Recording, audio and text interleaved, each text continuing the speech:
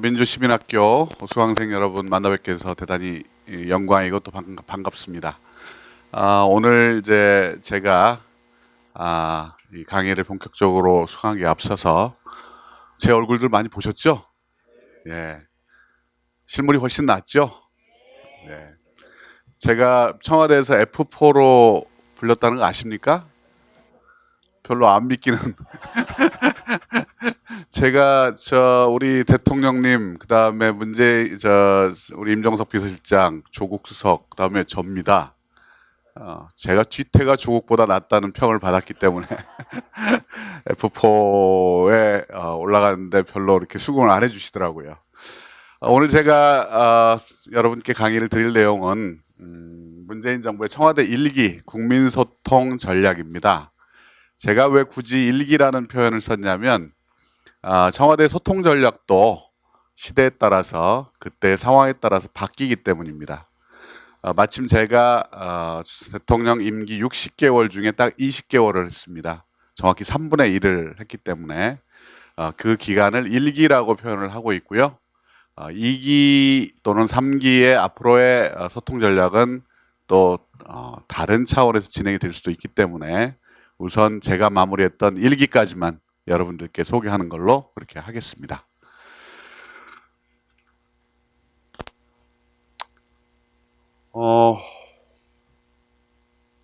문재인 정부 하면 촛불을 빼놓을 수가 없는 거죠. 다시 우리가 2년 전으로 되돌아가 보면 결국은 촛불에 의해서 5월 달에 사상 유례없는 5월 선거를 치렀습니다.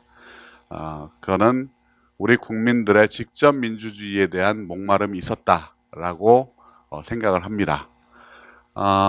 촛불 당시에 수많은 분들이 참여를 하셨고 이게 나라냐라고 외쳤고 그리고 우리 국민의 이 나라의 주인은 국민이다라는 걸 만천하에 선언을 하셨죠.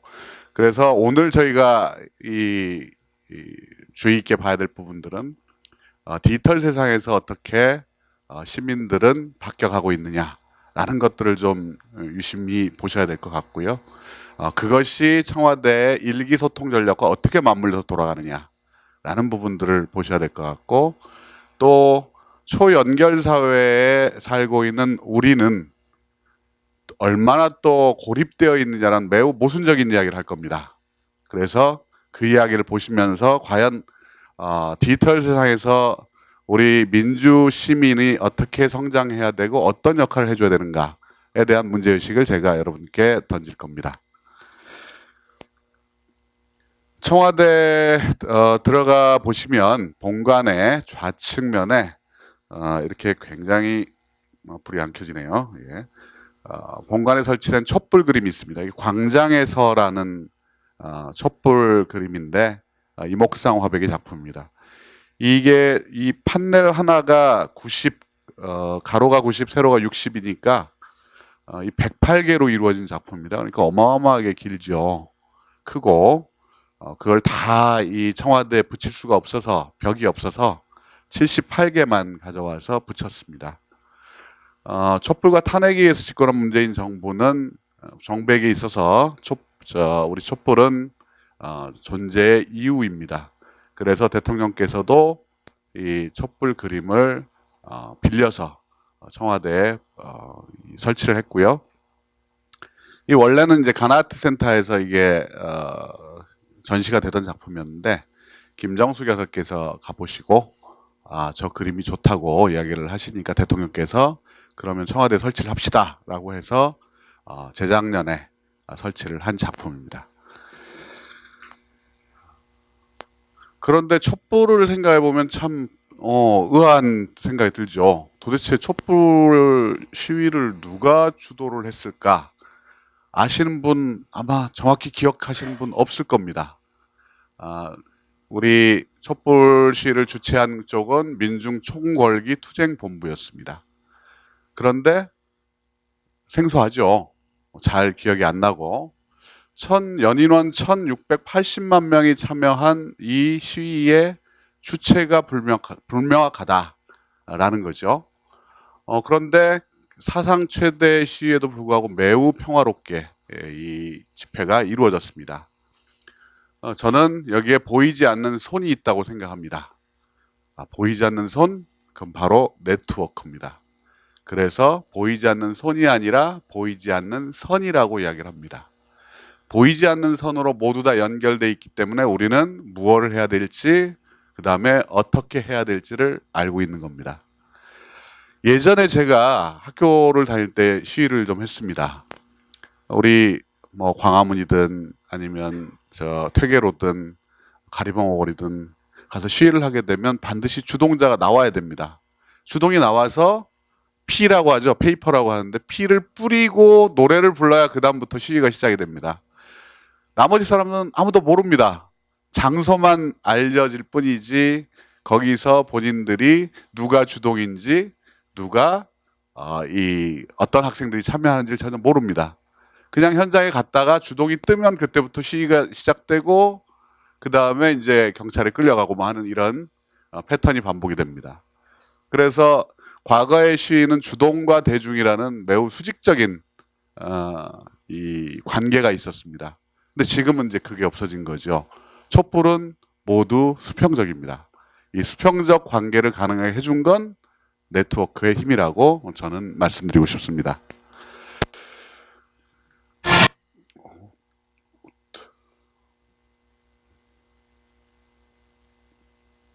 예.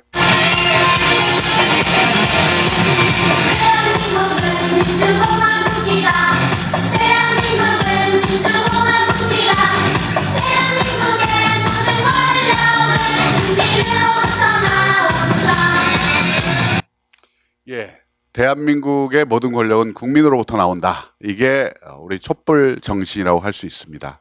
그래서 이 촛불 정신은 우리 디지털 세상에서 연결된 주체들, 국민들과의 밀접한 관계 속에서 구현이 되고 또 실현이 됐으며 앞으로 미래에 저희가 어떤 방식으로 국민들과 소통을 해야 될지를 알려준 하나의 지침이다. 이렇게 보시면 되겠습니다.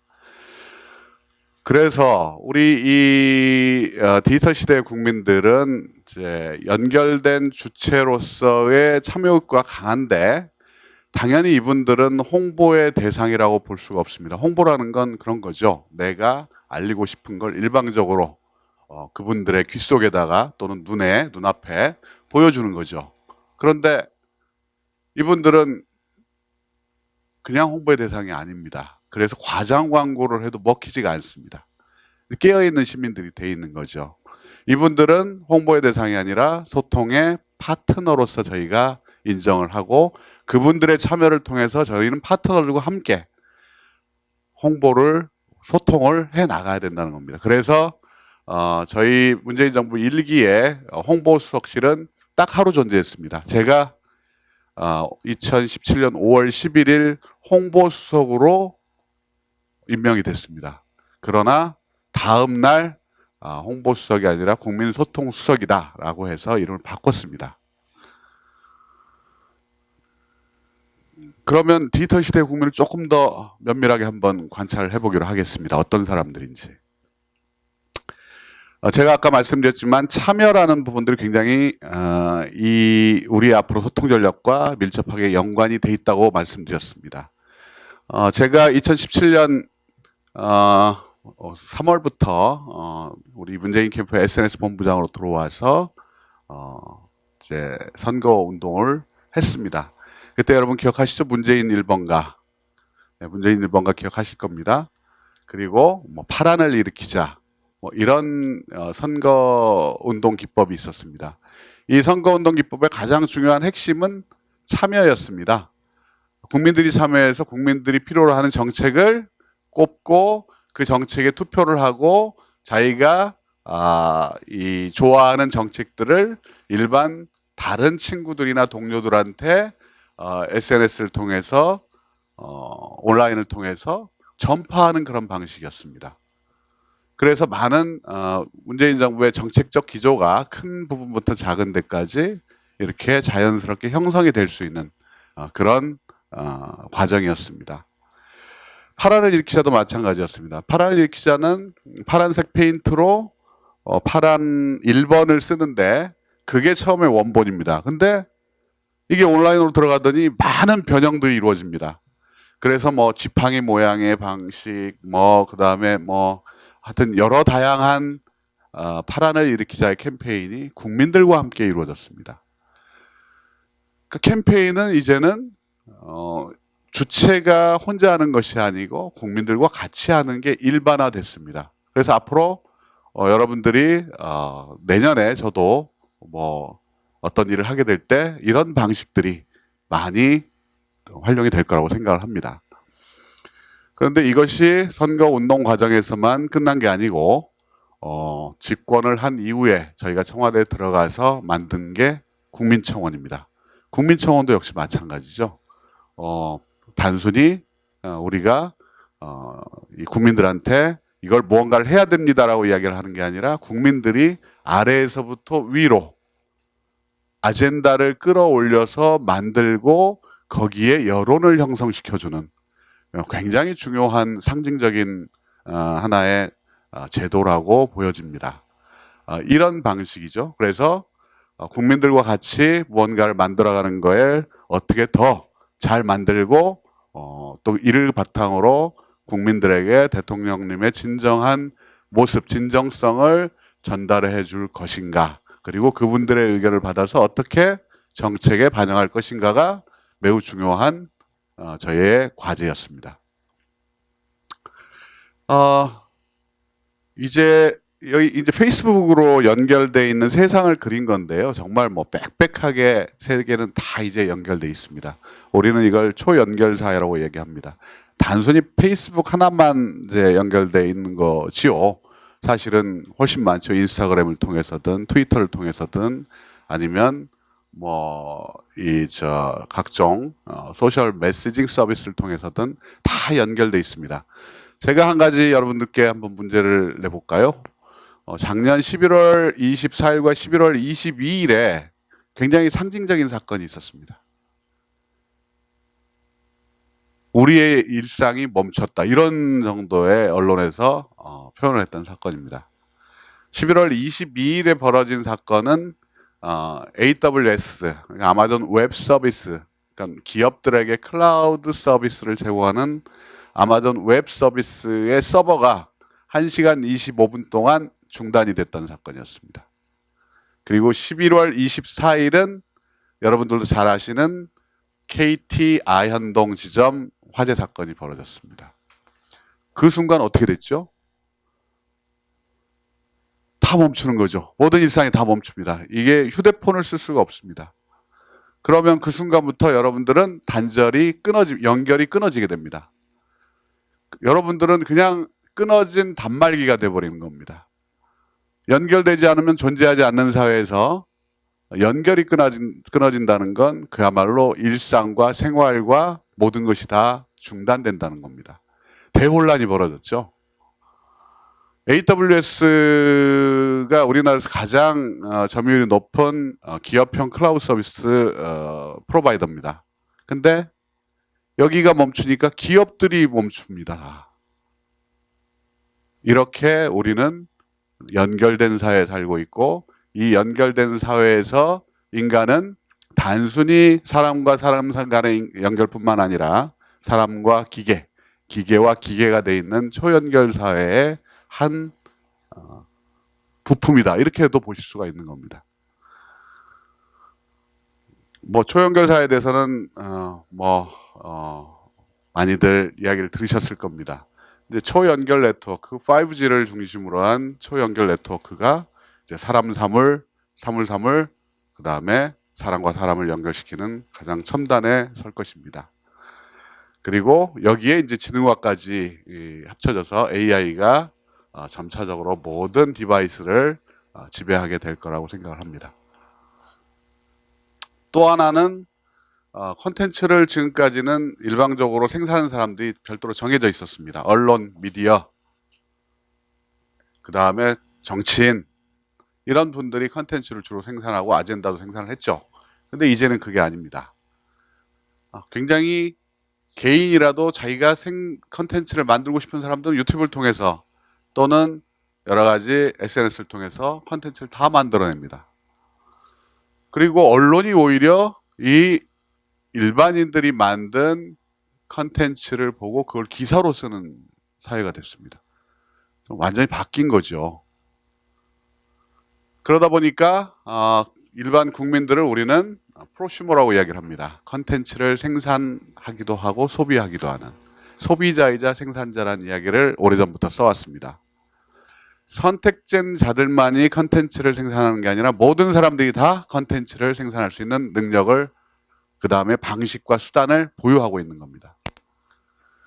유튜브 전쟁이 벌어지고 있죠. 요즘에 뭐 신의 한수라든지 펜앤마이크라든지 호카콜라라든지 이 극우 성향의 유튜브 컨텐츠 프로바이더들하고 유시민의 알릴레오 뭐 이런 우리 빅마우스들 간의 전쟁이 벌어집니다.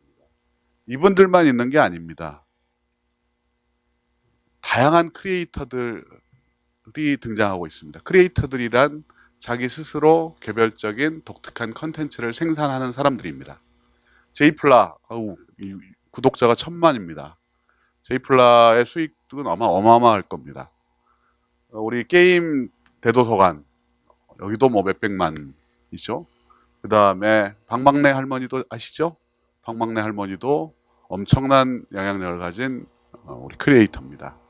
우리 영국 남자나 신님 이런 분들은 우리가 상상할 수 없는 수익을 벌어들일 수 있는 능력을 갖추고 있습니다. 비단 이분들뿐만 아니죠.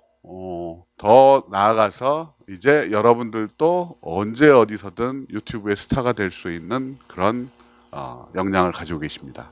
좋은 컨텐츠만 만들어내면 우리는 많은 사람들의 주목을 받을 수 있는 그런 시대에 살고 있습니다.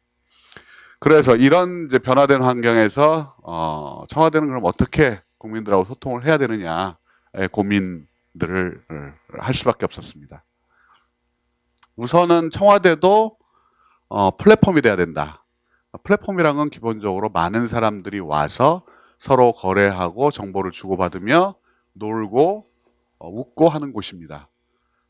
과거에는 일방적으로 대통령이 또는 어떤 일을 했습니다. 오늘 뉴스는 이겁니다. 대통령은 몇 시에 뭘 하십니다. 이렇게 던졌지만 지금은 그럴 수가 없습니다. 플랫폼을 열어놓고 국민들이 와서 거기서 놀면 됩니다. 그러면 그분들이 스스로 자기 SNS를 통해서 정보들을 퍼나릅니다. 그렇게 해서 홍보가 이루어지고 있다는 거죠. 소통이 이루어지고 있다는 거죠. 대통령님의 나라답게 정의롭게 우리 페이스북을 보면 페이스북 친구가 80만 명이 넘어섰습니다. 그리고 트위터는 무려 팔로워가 170만 명이 넘습니다. 이거는 그냥 언론사입니다. 언론사 정도의 영향력을 가지고 있다고 봐야 됩니다. 그래서 대통령이 처음에 페이스북을 주로 쓰셨지만 트위터, 인스타그램도 지금 유튜브도 마찬가지고 만만치 않은 구독자를 가지고 있습니다. 대통령이 말씀을 하시면 어쨌든 짧은 기간 내 그 메시지들이 국민들 속에 퍼지게 되는 거죠. 이런 플랫폼으로서의 어떤 청와대를 만드는데 주력을 했습니다.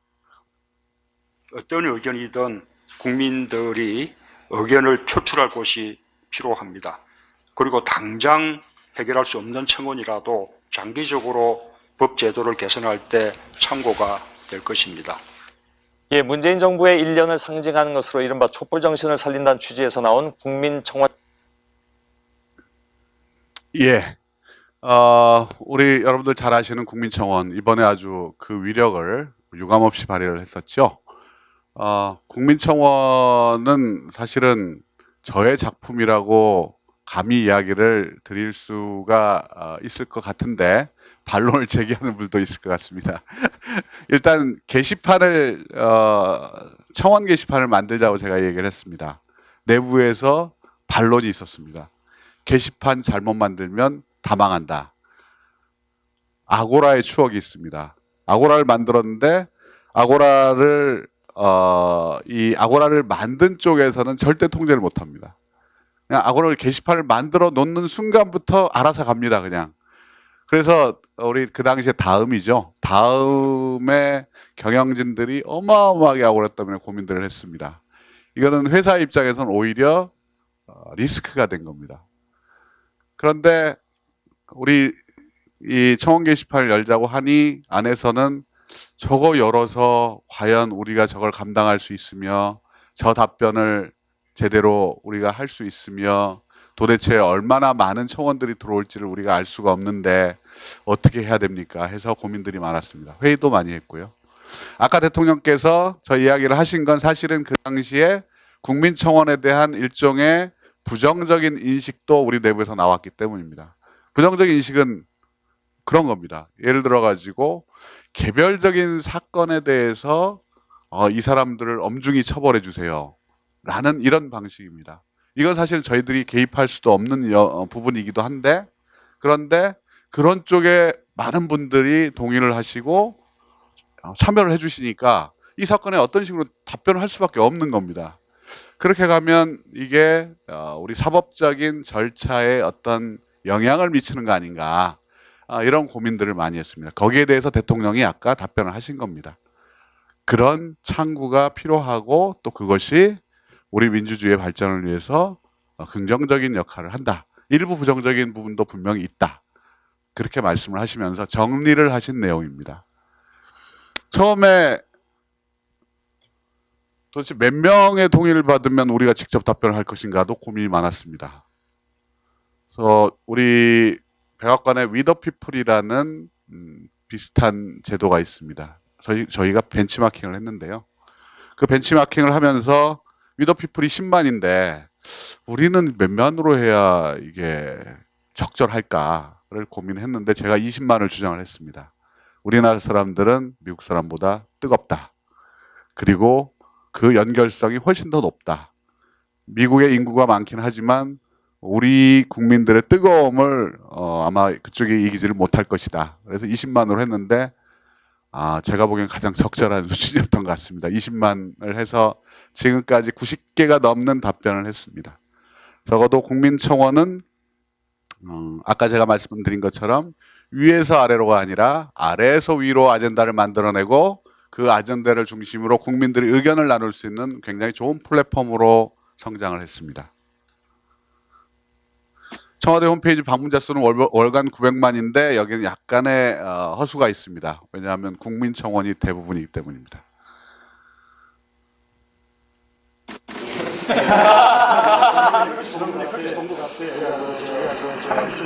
누구죠? BTS죠. 네.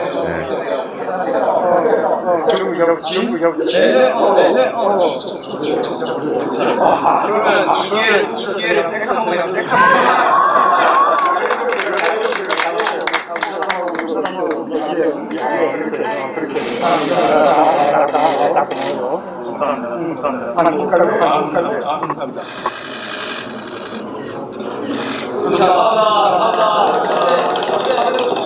기념 촬영을 하고 뭔가를 꺼내서 대통령께 사인을 부탁을 합니다.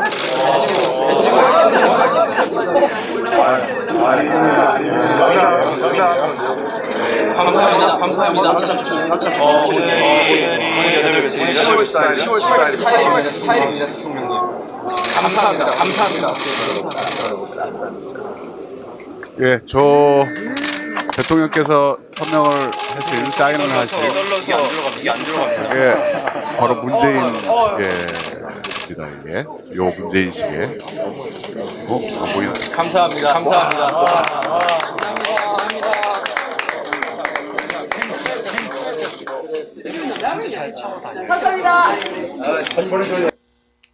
예, 화면도 사실은 뭐 청와대 원래 이 전속이라고 있습니다. 전속이 찍은 게 아니라 저도 찍고 다른 옆에 서 있는 분들이 폰을 통해서 찍었습니다. 그렇게 컨텐츠 생산이 너무나 쉬워요. 사실은 그냥 폰으로 동영상 찍고 그거 업로드를 하면 그게 컨텐츠가 되는 세상입니다. 그래서 그렇게 만든 동영상들이 엄청난 조회수를 기록을 합니다. 그러면 이것이 일단 청와대에서는 하나의 좋은 컨텐츠로서, 좋은 미디어로서 국민들에게 컨텐츠를 전달하는 그런 기능으로 작동을 하는 거죠. 그래서 저희들은 끊임없이 대통령님과 청와대와 관련된 정책과 관련된 컨텐츠를 만들고 그리고 그거를 국민들한테 플랫폼에 올려서 전달을 하고 있습니다. 이제는 막 동영상들이 주된 컨텐츠가 되기 시작했습니다. 과거에는 우리 텍스트를 중심으로 해서 글을 올리는 게 많았죠. 게시판 서비스라든지. 지금은 다들 동영상으로 몰려가고 있습니다. 유튜브 아마 지금 현재 가장 영향력 있는 플랫폼일 겁니다. 그리고 뭐 틱톡 15초짜리 동영상을 올리는데 중국에서 만든 이 서비스가 폭발적으로 성장을 하고 있습니다. 동영상으로 서로 이야기를 주고받고 공감하는 시대가 열리고 있고 이 때문에 청와대도 국민소통체험관이라는 스튜디오를 만들었습니다. 여기서 직접 생중계도 하고 여기서 직접 컨텐츠를 제작하는 그 공간으로서 스튜디오가 만들어진 거죠. 다양한 컨텐츠를 만들고 있습니다. 뭐 우리 11시 30분 청와대입니다. 이 라이브로 직접적으로 대통령님의 소식을 전달해주는 일종의 방송 프로그램이고요. 안물항공은 20대를 겨냥한 뭐 궁금하지도 않고 물어보지도 않았는데 이런 사소한 컨텐츠들, 사소한 궁금한 것들 이런 것들을 설명해주는 프로그램입니다. 청쓸신잡, 알쓸신잡을 패러디해서 저희들이 만들어봤던 거고요. 그 다음에 친절한 청와대는 국민들이 궁금해할 것 같은 내용들을 저희들이 자세하게 설명해서 국민들에게 친절하게 전달하는 내용입니다. 청와대 비컷은 뭐 일종의 마쿠에 비하인드에 있었던 스토리들, 그다음에 사진, 영상들을 저희들이 국민들에게 전달해서 좀 더 청와대와 친숙하게 느껴질 수 있도록 그렇게 컨텐츠들을 만들었습니다. 아까 말씀드린 대로 동영상이 대세로 가고 있습니다. 저희들뿐만 아니라 청와대뿐만 아니라 어떤 직종에 계시든 간에 여러분들께서 만일에 소통을 위해서 무언가를 고민하신다면 가장 중요한 건 동영상이다. 동영상을 어떻게 만들어서 국민들과 얘기할 것이냐라는 부분들을 고민하셔야 됩니다. 동영상이 빠지면 소통의 홍보의 효과가 굉장히 반감될 것입니다. 그만큼 지금 국민들이 소비하는 컨텐츠의 대세는 동영상으로 몰려가고 있고 그것이 광고와 또는 미디어를 통해서든 모든 요즘에는 신문사들도 동영상들을 엄청나게 많이 생산을 해내고 있죠. 그게 이제 청와대만 이렇게 바뀌면 소용이 없기 때문에 정부도 바꾸려고 노력을 해왔습니다. 그래서 정부의 작년 가을에 13개 정부 부처의 디지털 소통팀을 만들었습니다. 이제는 정부나 청와대 들어오시는 분들의 직업이 좀 달라졌어요. 옛날에는 좋은 대학을 나오고 그 다음에 고시를 했거나 아니면 정당에 와서 뭘 했든지 했던 분들인데 지금은 우리 청와대 국민소통수석실에는 이전에는 없었던 직업군들이 많이 들어옵니다. 디자이너, 그다음에 그래픽 하시는 분, 동영상 하시는 분, PD, 스토리텔링을 하는 작가 이런 분들이 청와대 디지털 소통 센터의 주축입니다. 그분들이 이런 컨텐츠들을 기획하고 만들고 있습니다. 그래서 정부 부처도 디지털 소통팀이 만들어지면서 디지털 컨텐츠들이 획기적으로 바뀌고 있습니다. 저런 컨텐츠들을 직접적으로 만들고 생산을 하고 있는데 거기에는 정부의 디지털 소통팀이 역할을 해주고 있습니다. 영문 트위터 이것도 되게 고민이었습니다. 대통령님의 일상을 도대체 우리가 무언가를 설명해 주지 못하고 그들이 해석하는 대로만 저희들이 거꾸로 받아쓰는 관계였거든요. 그래서 안 되겠다. 우리도 영문 트위터 만들자 해서 작년에 영문 트위터가 처음으로 만들어졌고 저희가 영문으로 직접 올리고 있습니다. 이게 만들어지니까 정보의 흐름의 주도권이 바뀌는 겁니다. 과거에는 우리가 보도자료를 내고 그거를 그들이 외신 기자들이 번역을 해서 올리기 때문에 그들의 시각이 거기에 반영이 됐지만 이제는 저희가 아예 영문으로 컨텐츠를 올리기 때문에 우리의 시각이 반영된 보도자료들이 일상적으로 나가고 있는 겁니다.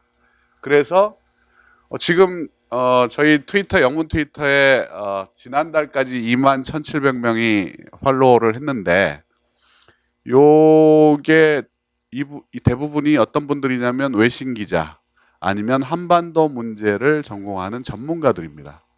그러니까 그분들에게는 굉장한 사실은 소스가 생긴 거죠. 저걸 많이 인용하게 되고 대통령의 동정을 보고 대통령을 이해하게 되는 겁니다.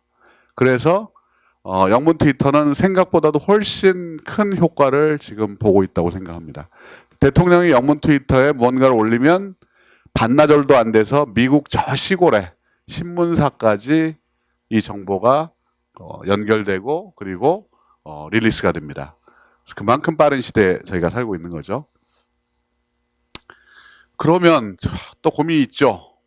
자, 디지털 소통은 이렇게 한다고 치고 그럼 기존 언론사하고는 어떻게 해야 될 것이냐.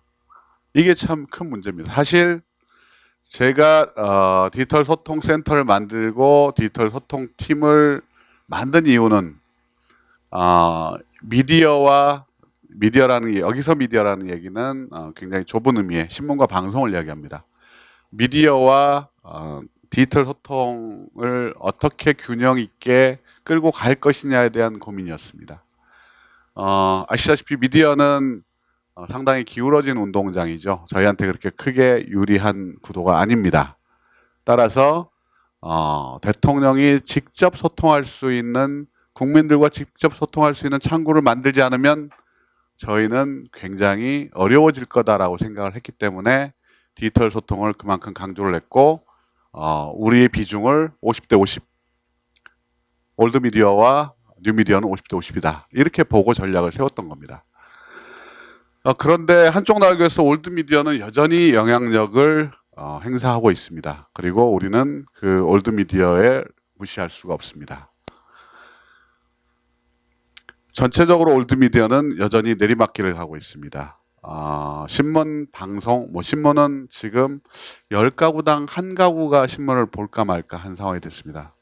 여러분들 중에서 아침 조간을 신문을 보시는 분 손 좀 한번 들어보시죠. 한 분, 두 분, 세 분, 네 분.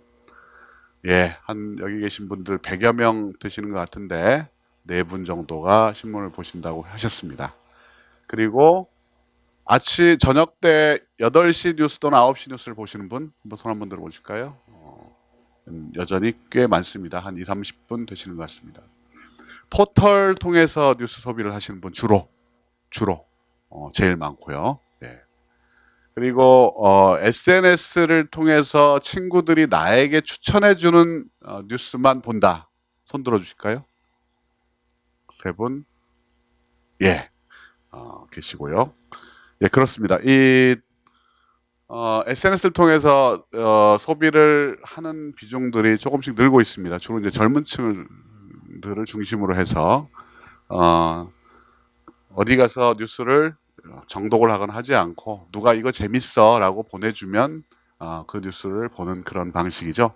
아무튼 미디어 지형의 변화는 꾸준히 진행이 되고 있고 올드 미디어의 영향력은 점점 더 쇠락을 할 것입니다. 아마 지상파라고 해서 우리 SBS, 그다음에 KBS, MBC 3사가 있는데 지상파와 그다음에 다른 케이블 채널들을 이렇게 구분이 잘 안 되는 시대에 살고 계시죠? 화면 이렇게 돌다 보면 지상파를 중심으로 해서 보는 게 아니고 막 돌아가잖아요, 이게. 자기가 좋아하는. 저는 주로 여행 프로그램을 많이 봐서 무슨 세계 테마기행이나 이런 거 주로 나는 자연이다 이런 거 보면서 넋 빠지게 이렇게 쭉 가만히 있으면 힐링이 됩니다. 예. 하여튼 이제는 케이블과 지상파라는 게 도무지 의미가 없는 시대에 살고 계십니다. 그리고 포털이나 SNS 플랫폼에서 나오는 이야기들이 자꾸 기사화가 돼요, 이제. 그러니까 언론이 예전에는 이거는 굉장히 중요한 의미가 있는데 뭐냐면 아젠다 설정권을 가지고 이제는 치열하게 경쟁하는 시대가 됐다는 겁니다.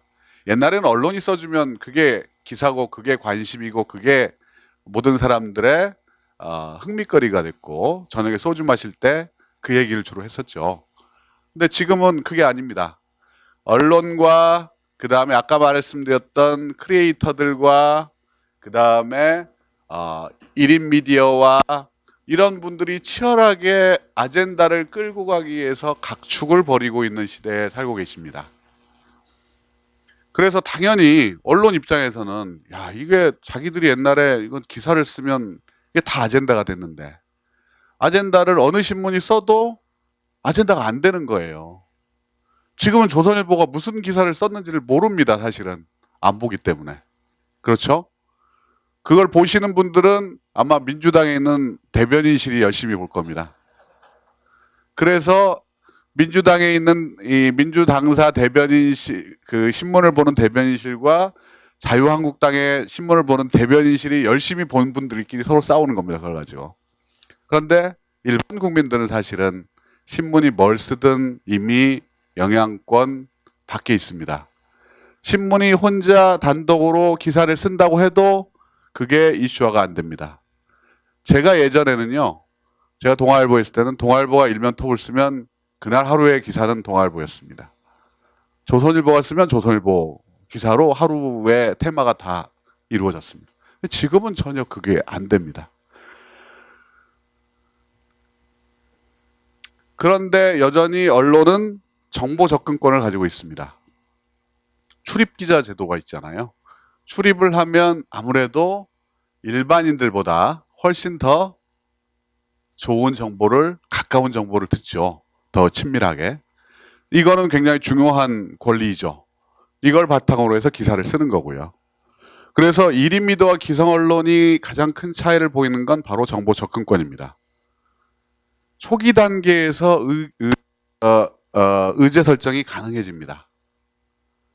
그런데 또 한편으로 이제는 초기에 아젠다를 만들었다 해도 그것이 역전이 됩니다. 왜냐하면 네트워크화된 개인이 이걸 품평을 합니다. 야, 이 기사, 이 기레기야. 이러면서 품평을 해버립니다. 그러니까 언론이 만들어 온 아젠다가 그대로 처음부터 끝까지 가지를 못합니다. 중간에 많은 전투를 거쳐서 그 내용이 바뀌거나 아니면 이 엄청난 비판을 받게 되는 그런 상황들이 벌어지는 거죠. 개인적인 언론이 아젠다는 설정 못하지만 집단적으로는 가능합니다. 어떤 데서 예를 들어서 기사를 썼어요. 근데 다른 언론이 이거는 받을 만한 가치가 있다고 생각하면 그걸 받습니다. 그럼 모든 언론이 같이 아젠다를 설정하게 되는 거죠. 옛날보다는 축소가 됐지만 그래도 여전히 언론은 집단적으로 아젠다를 설정할 힘을 가지고 있습니다. 사실 다시 이제 간접민주주의와 직접민주주의로 가겠습니다. 아까 촛불을 이야기할 때 직접민주주의를 제가 말씀드렸잖아요. 언론은 사실은 간접민주주의입니다. 의회도 간접민주주의입니다. 국민들이 위임한 권력을 행사합니다. 그런데 저희는 직접민주주의로 집권을 했습니다. 저희는 국민들과 늘 직접적으로 소통을 해야 될 필요가 있습니다. 그래서 직접민주주의와 간접민주주의 이 두 가지의 균형을 어떻게 가져갈 것인가가 또 굉장히 큰 저희들의 고민이었습니다.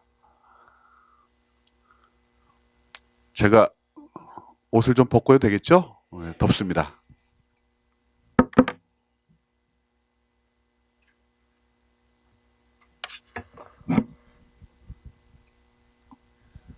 뒤태 보여드려요?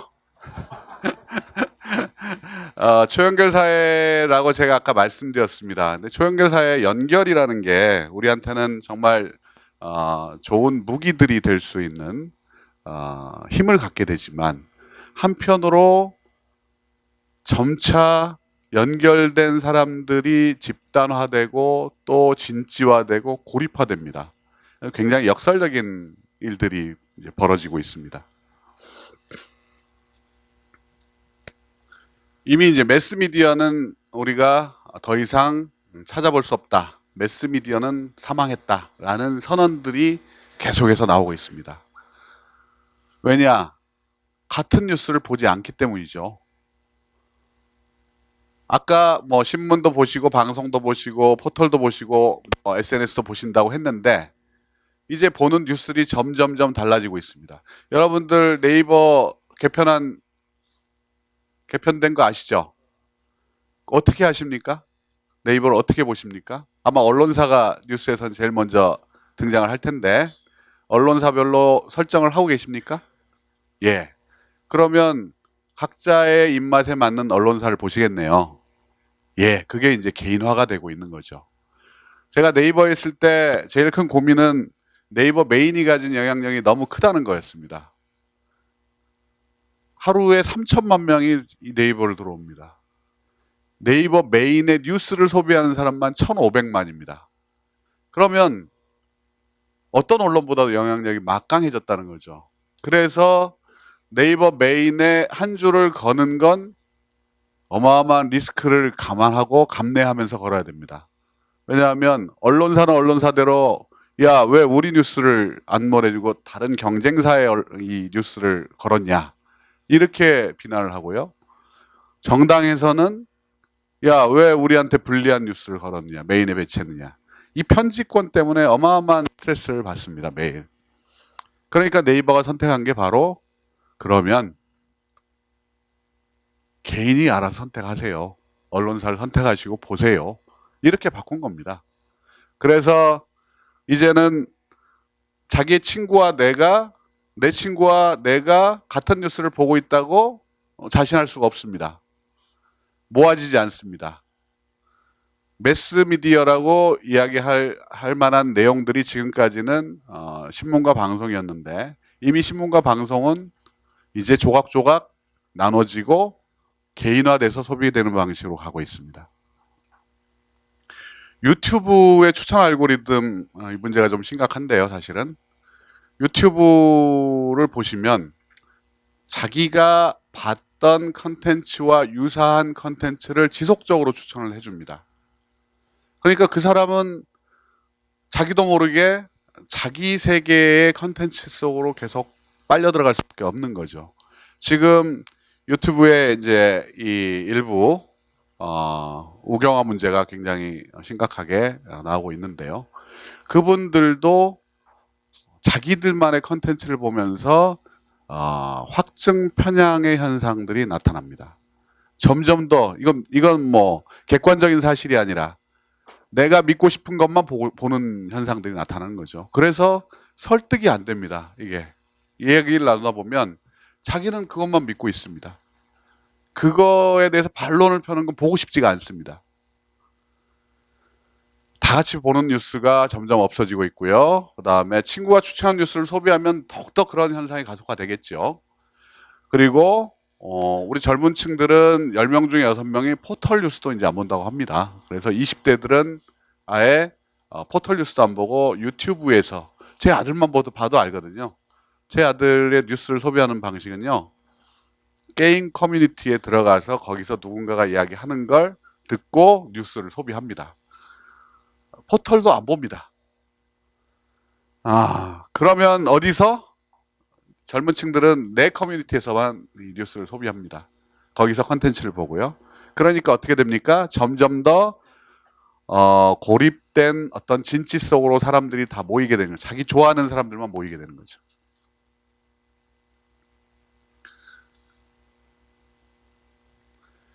이 확증 편향이 점점 심해지다 보니까 가짜 뉴스들 심각합니다. 우리 청와대 제가 있을 때도 이 문제 때문에 굉장히 고민이 많았고요.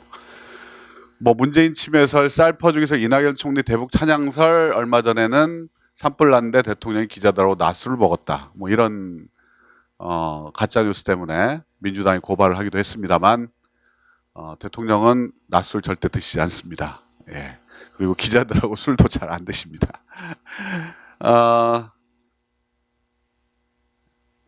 이런 가짜 뉴스들이 왜 저는 사실은 이데올로기적인 문제도 있지만 상업성의 문제가 훨씬 더 크다고 생각합니다. 좀 더 자극적이면 자극적일수록 그걸 좋아하는 분들이 후원도 많이 해주고 광고도 열심히 봐주고 많이 뭉치게 되는 거죠. 구독자가 30만만 확보가 되면 충분히 먹고 살 수 있고 돈도 벌 수가 있습니다. 그러니까 좀 더 자극적인 컨텐츠를 향해서 나아갑니다. 이 방식이 지금 유튜브의 알고리즘 방식과 같이 맞물려지면서 문제가 상당히 심각하게 진행이 됩니다. 그리고 이런 가짜뉴스를 처벌할 마땅한 법적인 방법이 없다는 게 문제입니다. 여러분, 우리 미네르바 사건 아시죠? 2010년인가요? 당시에 전기통신기본법을 걸었습니다. 허위사실 유포, 공익에 대한 어떤 침해. 그런데 대법원이 뭐라고 결론을 냈냐면 허위사실이라도 헌법이 규정한 언론 출판의 자유 보호 범위에 포함된다. 이렇게 이야기를 했습니다. 허위사실이라도 언론의 자유의 보호 대상에 포함이 된다는 겁니다. 그러면 지금 이 가짜뉴스들, 그것도 제가 심각하게 보는 건 이 가짜뉴스는 미네르바처럼 자기가 뭔가를 예측한다든지 경제 문제였거든, 사실 그 문제도. 그렇기 때문에 저건 저렇게 판정을 할 수 있겠지만 지금은 의도적으로 가짜뉴스를 만들어내는데 이걸 처벌한 방법이 없단 말이냐. 법적으로 명확하게 처벌할 방법이 없습니다. 단지 법적으로 처벌하려면 명예훼손으로 우리가 걸 수밖에 없습니다. 그러면 개인이 걸어야 됩니다. 개인이 걸으면 맨날 대통령님은 하루가 멀다 하고 소송을 해야 됩니다. 이런 약점들이 있는 거죠. 근데 그거를 교묘하게 이용하고 있습니다. 그래서 이게 가짜뉴스라는 걸 뻔히 알면서도 전파를 하고 있고 그것이 지금 현재 언론 자유 보호의 대상에 포함된다라고 대법원이 판결을 한 만큼 현재로서는 저희가 대법원이 아닙니다. 헌재죠, 헌재. 위헌 판결을 냈으니까요. 그래서 이 문제는 참 지금 저희한테 굉장히 어려운 숙제가 되고 있습니다.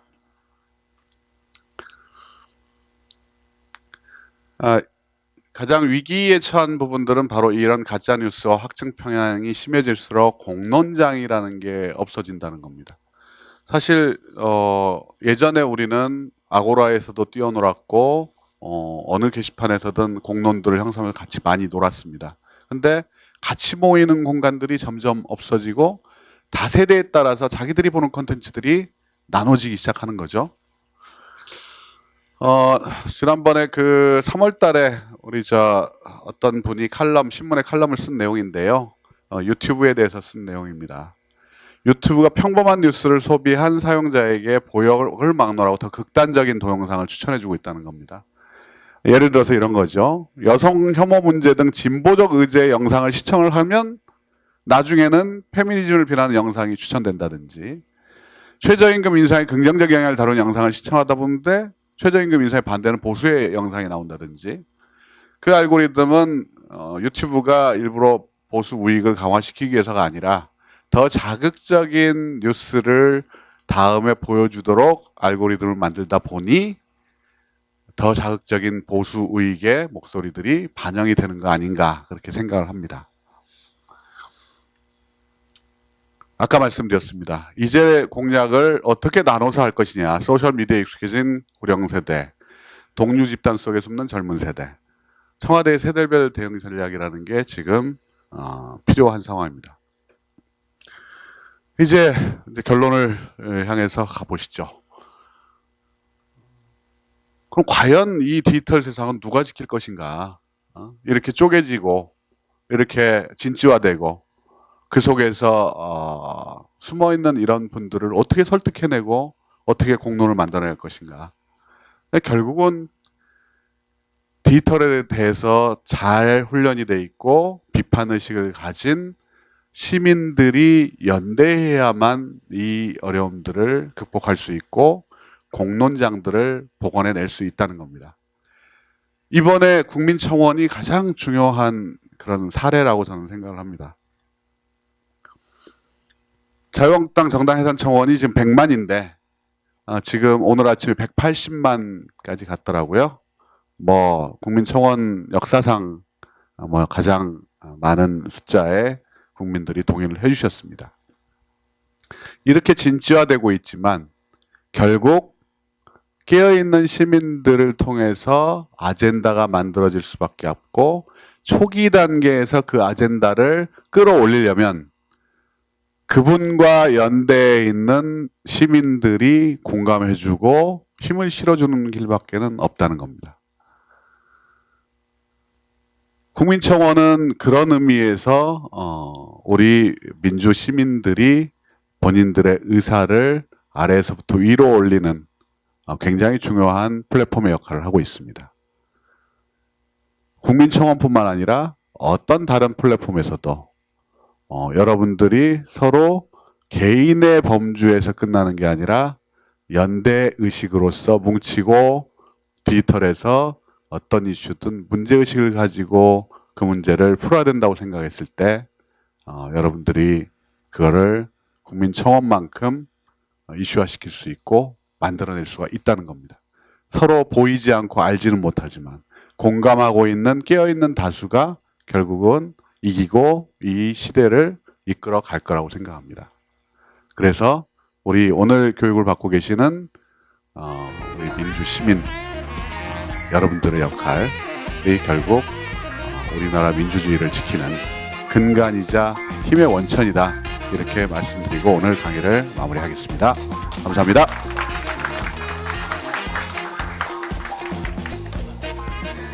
예.